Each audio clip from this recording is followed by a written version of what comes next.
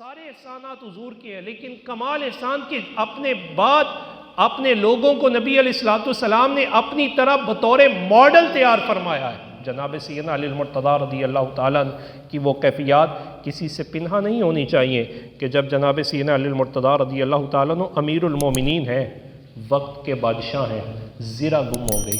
کچھ دن گزرے تو دیکھا کہ وہ ایک زرہ ایک یہودی کے پاس ہے۔ اسے پکڑا اور اس سے کہا یہ زرہ تو میری ہے۔ اس نے کہا جناب آپ کی ہے تو کیا دلیل ہے آپ کے پاس؟ آپ نے فرمایا دلیلیں یہاں نہیں دی جاتی، دلیلوں کے لیے قاضی بیٹھا ہوا ہے۔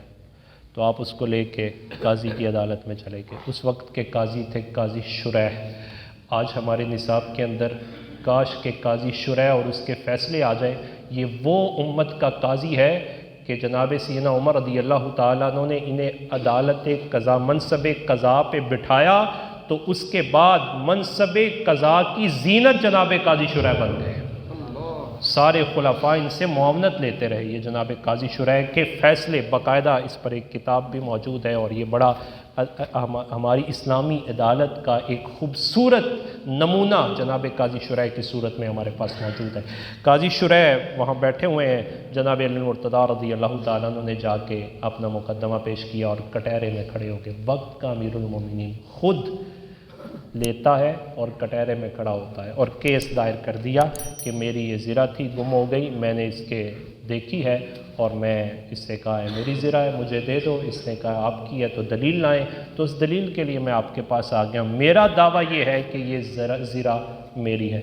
جناب علی المرتضیٰ رضی اللہ تعالیٰ عنہ نے جب یہ بات کہی تو اب قاضی کیا کہتا ہے؟ فقال شریح اشتقول، بھائی یہودی بتاؤ، مولا علی کہتے ہیں دعویٰ کرتے ہیں میری ہے، تو تم کیا کہنا چاہتے ہو؟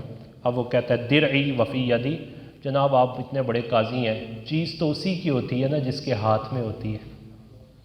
زرہ تو میرے ہاتھ میں ہے، یہ تو میری ہے، اگر ان کی ہے تو دلیل یہ لے کے آئیں۔ جناب علی المرتضیٰ رضی اللہ تعالیٰ کی طرف وہ مخاطب ہوئے، قال شریح لقبینا یا امیر المؤمنین، اے علی رضی اللہ تعالیٰ عنہ، کیا آپ نے رسول اللہ صلی اللہ علیہ وسلم کا فرمان سنا؟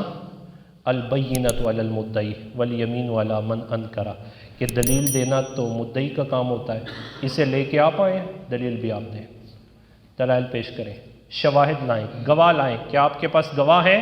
جناب علی المرتضیٰ رضی اللہ تعالیٰ عنہ فرما لے کہ جی گواہ ہیں، میرے بیٹے حسن بھی گواہ ہیں اور میرا غلام قمبر بھی اس بات کا گواہ ہے۔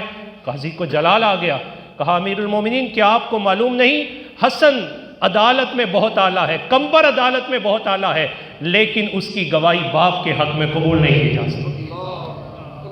جناب علی المرتضیٰ رضی اللہ تعالیٰ عنہ خاموش ہو گئے۔ اب خاموشی تھی تو یہودی کی طرف مخاطب ہوئے قاضی اور کہا کیا آپ اس بات پر قسم دیتے ہو کہ تمہاری ہے؟ اس سے پہلے کہ وہ قسم دیتا وہ فوراً جناب علی المرتضیٰ رضی اللہ تعالیٰ عنہ کے قدموں میں گرا اور گر کے کہنے لگا مجھے کلمہ پڑھائیے، جب رسول اللہ کے غلام کی یہ شان ہے تو اس نبی کا کیا ہوگا؟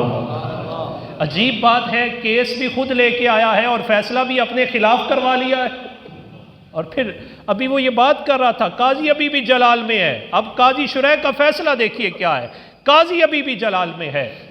قاضی صاحب کہنے لگے یا امیر المومنین، آپ نے گواہوں کے بغیر عدالت میں آ کے عدالت کا وقت ضائع کیا، عدالت کو تاوان دیجیے۔ اور پھر اسے کہا یہودی کو تو بھی کھڑا ہو، اب تو مسلمان ہو گیا ہے، تیرا وقت بھی ضائع کیا گیا ہے، مولا علی سے بھی راضی کیجیے۔ ظلم جن رہا ہے بچے کوچہ و بازار میں، اب عدل کو بھی صاحب انصاف ہونا چاہیے۔ ہمارا نظام عدل اسلام ہو اور عدالت کا نظام موجود ہی نہیں۔ ہماری عدالت کہلانے کی حقدار نہیں، بلکہ ہماری زبانوں پہ عدالت آتا ہی نہیں، ہم اسے کچہری کہتے ہیں۔ کچہری ہوتی وہ ہے جہاں ظلم کی داستانیں پڑھی جاتی ہیں۔